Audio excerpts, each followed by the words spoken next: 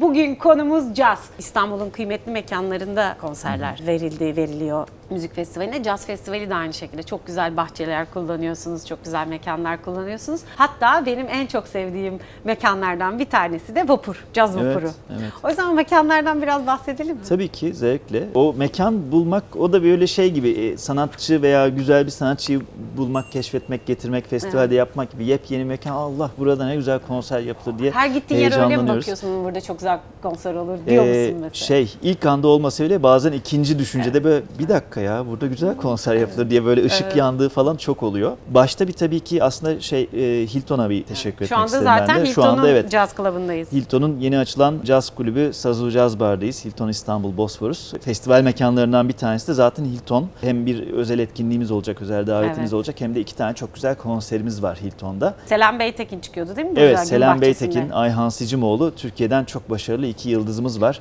İşte 9 Temmuz akşamı Ayhan Sicimoğlu Harikalar Bandosu, 2 de güzel konuk eklendi o kadroya. 10 Temmuz akşamı Hermon Mehari ve Tony Tixier ile 2 Fransız caz müzisyeniyle beraber Selam Beytekin festivale özel bir repertuar yaptı. Onu seslendirecek. Daha böyle vokal armonilerinin, biraz gospel etkisinin öne çıktığı böyle güzel bir program hazırlıyor. Burası var bir elde. Ama şimdi evet, biz yani olabildiğince mekan çeşitliliği ve hani yeni yerler keşfetmeye çalışıyoruz gerçekten.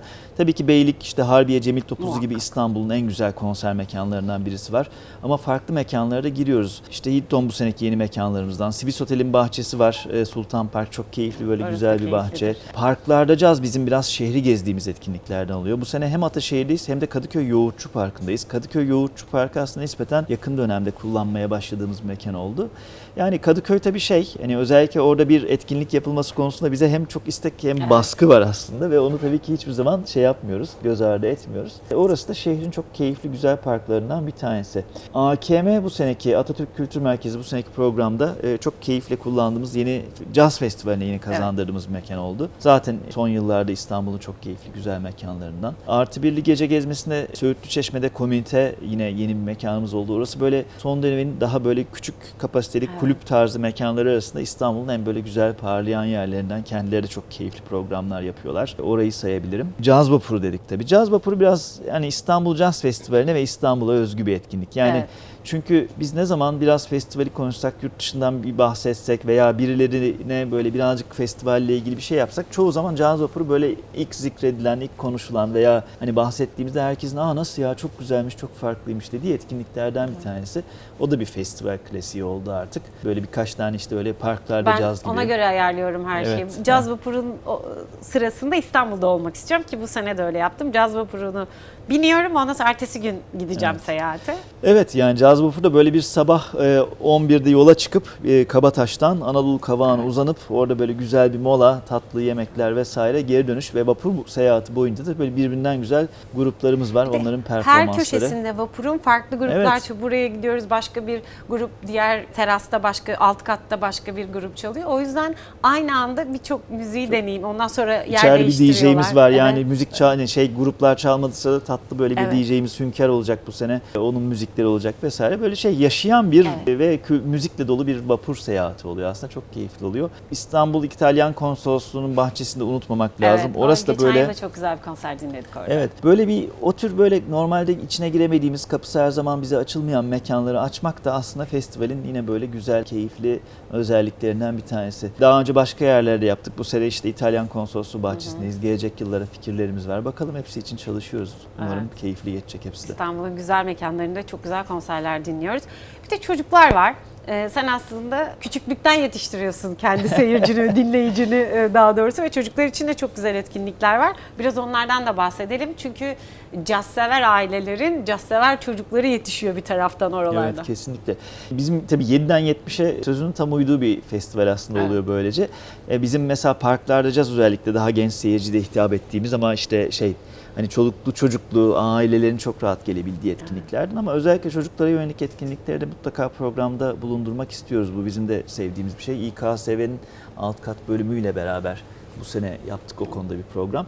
Birkaç senedir de aslında devam ediyoruz bu çocuklara yönelik etkinliklere. Burada birazcık daha özellikle festival programında da yer alan müzisyenlerle beraber genç seyircinin, genç izleyicimizin diyelim, biraz daha bu müziğin nasıl yapıldığını yakından tanıdığı, biraz daha doğrudan deneyimlediği. Çünkü gerçekten çocukların ilgisini tutmak kolay değil. Onların da konsantrasyonunu sağlamak için biraz daha yaratıcı çalışmalar yapmak gerekiyor. Bu sene Selen Beytekin'le beraber Alt Kat ekibi çok güzel bir program geliştirdiler. Selen hem festival programında yer aldığı gibi hem de bu çocuk etkinliği için bizim Alt Kat'la beraber çalışmalar yapacak. Festival sırasında 7-8 Temmuz tarihleri arasında 2 tane, hatta 4 tane 2 gün boyunca 2'şer tane atölye gerçekleştirecek. Böyle çok keyifli bir program yaptık orada da. Yani olabildiğince festivalin böyle çok yönlü olmasını, farklı kitlelere hitap etmesini, sadece basit bir konser deneyimine ötesini sunmasını da istiyoruz. Tabii çok kolay bir çaba değil. Bunun için çok uğraşmak gerekiyor. Ben burada bir kısaca aslında festivalin bu hayata geçmesindeki destekçilere bir teşekkür etmek isterim. Başta seyircimiz tabii ki, festivale gelen, bizimle hep beraber olan, yani 33 yıldır bu festival devam ediyorsa bunun birinci sebebi seyircinin güveni. İkincisi tabii müzisyenler, sanatçılar hem bizimle beraber olup bu festivale inandıkları için çok güzel, başarılı işler yapıyoruz. Hem de tekrar gelmek istemeleri, biz demek ki onlara güzel bir şey sunabiliyoruz ki müzisyenler de tekrar gelmek istiyorlar. Ve tabii etkinlik ve gösterilere destek olan sponsorlarımız, destekçilerimiz, başta Garanti BBVA, çok uzun yıllardır, 29 yıldır festivalin sponsorluğunu üstleniyor Garanti BBVA. Çok değerli bir şey. Yani hep sürdürülebilirlik diye bahsettiğimiz olay bu işte. Yani böyle bir uzun süredir devam eden. Gerçekten de birlikte o anlamda çalışıyoruz. Biz de çok rahat çalışıyoruz onlarla beraber. Tabii ki Türkiye Cumhuriyeti Kültür ve Turizm Bakanlığı'nın destekleri, katkıları da aynı derecede bizim için önemli. O da uzun yıllardır devam eden bir destek. Ve çok sayıda tabii gösteri sponsorumuz, etkinlik sponsorumuz, medyada destek olan senin gibi çok sevdiğimiz arkadaşlarımız, birlikte iş yaptığımız arkadaşlarımız var. Hepsi çok bizim için değerli. Hepsine teşekkür etmek isterim buradan tekrar. Evet. Valla birçok şeyi konuştuk ama Veronica Swift'le de 13 Temmuz'da kapandığını Evet. söyleyelim. Ya Veronica Swift bize çok böyle tatlı bir sürpriz yaptı. Ondan bahsedeyim. Çünkü göze çarpmamış olabilir. Şimdi böyle ekipler genelde Amerika'dan, işte Veronica Swift Amerikalı bir caz vokalist. Çok da başarılı ve çok da tatlı bir müzisyen kendisi. Gerçekten geldiğimizde orada çok böyle vay be bu ne geceymiş, unutamayacağım ben bunu uzun süre diyeceğimiz bir akşam yaşayacağız. Biliyorum çünkü sahne performansları çok güzel, seyirciyle iletişimi çok başarılı Veronica Swift'in. Ama kendisinin sürprizi bize şu oldu. Şimdi biz grubunu bekliyoruz. Şimdi tabii ki böyle bir kuartet, dörtlü olarak çalacaklar sahnede veya beşli. Grup bilgisi beklerken şöyle bir liste geldi bize, bir baktık. Piyanoda Can Çankaya, basta Kaan Yıldız, davulda Ferit Odman. Harika. Muhteşem bir ekip. Hayır, bir yandan yaptık. Meğersem kendisi İstanbul dışında da birkaç konser var. Turnede zaten. O konserlerini de Avrupa'da yaptığı bu turneye bu ekibi götürmeye karar vermiş. Görüşmüş, doğrudan kendisi yapmış. Çok da tatlı ve hoş bir sürpriz oldu bize. Yani böyle önemli bir uluslararası yıldızı Türkiye'den bu caz alanında en başarılı bu 3 isimle beraber izlemek çok büyük keyif olacak bizim için de. Heyecanla bekliyoruz bu konseri. Ben de çok heyecanlandım. Hatta tüylerim diken diken oldu. Niyeyse böyle çok gururlanıyor insan. Evet, festival kapanışı için çok özel bir konser olacak gerçekten. Çok güzel olmuş. Harika bir Veronica Swift konseriyle biz 34. yıla bağlıyoruz. Evet, 34. Biz hep aramızda esprisini yapıyoruz. 34. yılda böyle İstanbul plakası şeklinde. Evet, doğru. 34 İstanbul. Ayrı sürprizleriniz olacak herhalde. Tabii. 34. yıla. Şimdiden çalışmaya başladık. Yani 2027 için şimdiden çalışmalar devam ediyor. Başladı. Çok güzel isimler var yine planımızda. Bakalım. Onu sürpriz tutalım. Yine konuşuruz zaten. Yıl içinde bize bültenler gelecek. İlk Evet. isimler belli olduktan sonra. Küçücük bir genç cazdan bahsetmek istiyorum. Çünkü genç caz, KSV'nin İstanbul Caz Festivali'nin çok önemli projelerinden biri. Kendi cazımızı desteklemek adına. Çünkü Türkiye'de bence çok iyi caz yapılıyor. Yani dünya standartlarında hatta çoğu yere göre üstünde caz yapılıyor. En son ben Akra Caz'daydım. Akra Caz'da da İKSV'nin genç cazcıları çıkıyor. Evet. İşbirliğiniz var. Hatta Görgün Bey ismini de andı sahneden. Teşekkür ederek. Oradaki genç cazcılar da Akra Caz'da müthiş bir iş çıkardılar ve inanılmaz iyilerdi. O yüzden o genç cazdan kısacık bahsetmek istersen onlara da alan açalım. Yani hem çocuk etkinlikleri dedik ama ara kuşakta sonuçta yeni müzisyenler yetişiyor. O çocuklar müziğe ilgi duyuyorlar. Sonra o enstrümanları alıp çalmaya başlıyorlar. Ve ne yapacaklar? Tabii ki festivalde genç caz, biraz genç müzisyenlere biraz alan açmak, onlara böyle bir uluslararası festival deneyimi yaşatmak, biraz daha ön plana çıkarmak için geliştirdiğimiz bir etkinliğimiz. Ve o da çok uzun yıllardır devam ediyor. 2002 yılından beri devam eden bir etkinliğimiz bu. Bu yıllar içerisinde çok önemli isimler geldi geçti buradan. Hani biz sebep olmamış olsak bile o çorbada bizim de tuzumuz olmuş oldu diyebilirim. Genç cazda bu isimlerin yer almasıyla. Hepsi yakından tanıdığımız çeşitli müzisyenler. İşte Çağrı Sertel de vardı zamanında, Ozan Musluoğlu da vardı. Arada Deniz Taşar'ı sayabilirim, İpek Dinç falan bir sürü isimler sürü geçti.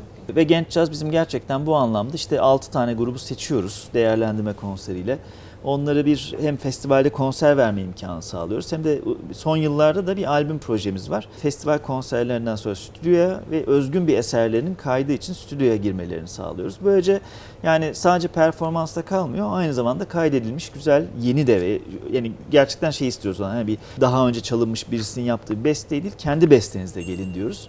İlk yıllarında biraz daha böyle bir ay hay Allah bunu nasıl yapacağız gibi hisler varken artık bugün gerçekten herkes yepyeni parçalarıyla geliyor. Onları da birazcık yeni müzik yapmaya, kendi yani sadece performans değil aynı zamanda yeni eser yapmak. Çünkü müziğin aslında Muhakkak. temeli o yeni Tabii. eserler. O açıdan bizi çok mutlu eden güzel bir bölüm. Bu sene de yine birbirinden güzel gruplar seçildi. Parklerde caz konserlerimizde bunları izleyebiliriz. Çok teşekkürler Harun. Her yıl böyle nefis festivaller yaşatıyorsunuz bize. Tüm İKSV ekibine, tüm İstanbul Caz Festivali ekibine ve sana çok teşekkürler. Biz Yine teşekkür ederiz. çok Çok güzel sağ bir ol. yaz geçireceğiz hep birlikte.